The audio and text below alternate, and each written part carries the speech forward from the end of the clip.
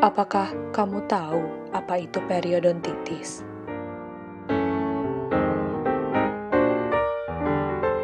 Apa periodontitis? Pertama-tama, ayo kita kenali gusi yang sehat dan tidak sehat. Gusi merupakan bagian penyangga gigi yang dapat dilihat secara langsung. Gusi yang sehat ditandai dengan gusi berwarna merah muda, tidak bengkak, dan tidak mudah berdarah. Namun, gusi dapat mengalami gangguan apabila kebersihan rongga mulut tidak dijaga, seperti jarang menyikat gigi.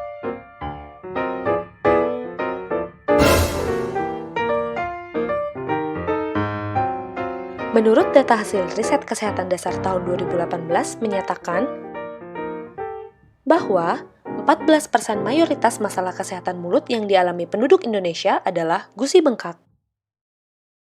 Kenapa gusiku sering berdarah? Gusi berdarah disebabkan akumulasi bakteri plak Aggregatibacter actinomycetes comitans. Bakteri yang menumpuk di dalam saku gusi akan semakin masuk ke dalam jaringan penyangga gigi, sehingga dapat menginfeksi jaringan penyangga gigi dan terjadinya peradangan.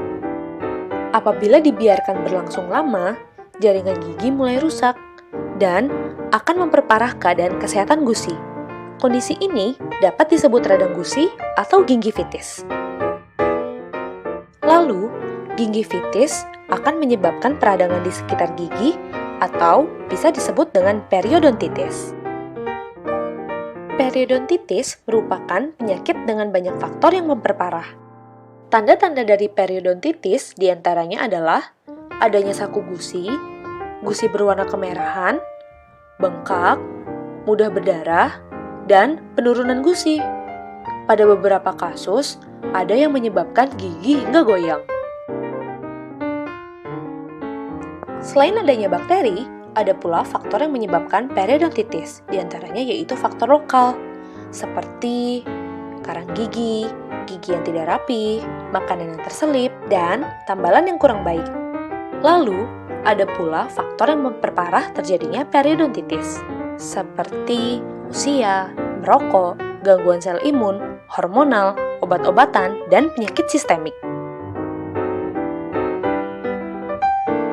Tahukah kamu bahwa lansia lebih rentan mengalami periodontitis? Hal tersebut disebabkan karena pada lansia terjadi penurunan fungsi fisiologis dan perubahan, khususnya pada rongga mulut. Pertambahan usia akan meningkatkan resiko terjadinya penyakit periodontal, karena penuaan dikaitkan dengan perubahan jaringan periodontal, di mana kepadatan tulang berkurang, serta terjadinya penurunan gusi dan kegoyangan pada gigi. Dan terjadi penurunan kemampuan penyembuhan karena proses metabolisme melambat secara fisiologis.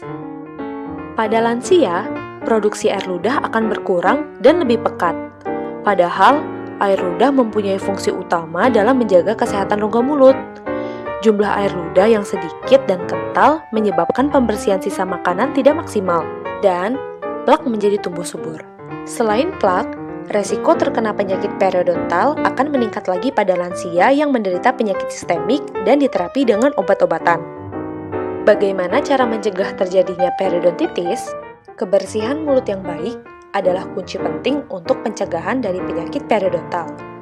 Pencegahan yang dapat dilakukan adalah dengan cara menyikat gigi 2 kali sehari, pagi setelah sarapan, dan malam sebelum tidur, selama 2-3 menit ya. Serta menggunakan pasta gigi yang mengandung fluoride. Selain itu, dapat dilakukan dengan menyikat lidah, menggunakan benang gigi, dan obat kumur. Khusus untuk obat kumur, jika diperlukan saja ya.